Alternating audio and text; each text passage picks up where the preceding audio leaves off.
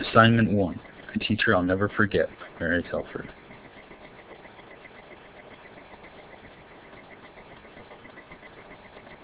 I know that most of you have one teacher that you'll never forget. Well, I have one too.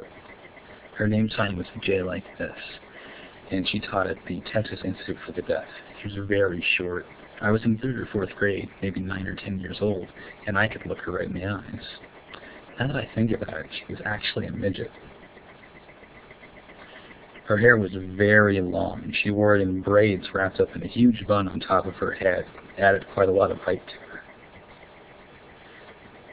Underneath her desk, she had a special wooden stool, and when she'd sit at her desk, she'd put her feet on it.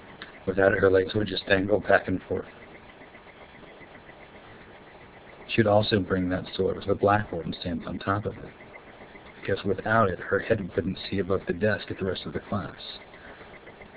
So she would use it to see better. She had a special wooden stick that she would put chalk into to help her with writing. And none of us were allowed to touch that stick, only her. She had other pieces of chalk that she would let the class write up on the board with. Interesting. One day she arrived to class early and started writing on the board. And we all came in, took our seats. She said, "This is English."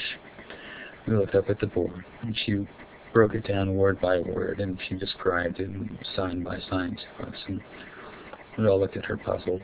"Do you understand?" she asked us. None of us did. So she said, "Oh, well, this all means," and then she just busted out with the ASL. We all understood that very clearly. Now that I think about it, it makes sense that she would be skilled at ASL as well, because her parents were deaf. So we just hadn't considered it. She was done explaining English to us. It was time to erase the board. And we would all take turns. Now, an actual blackboard eraser was banned. We used a wet rag instead, and we would just take turns. And this was because the chalk dust gave her terrible headaches that would last all afternoon long. She had summoned a student to come up and stand behind her. And she asked me to stand behind her and apply pressure to her temples. And she'd sit there wiggling her fingers and counting.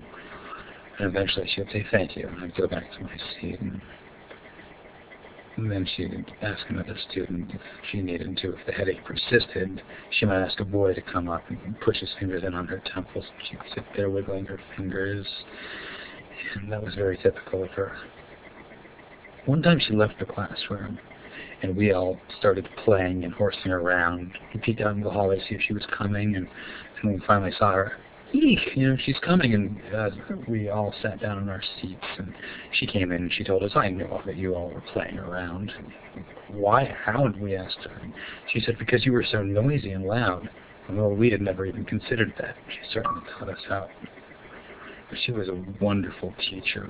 We learned so much from her. I love that teacher, and I will never forget her.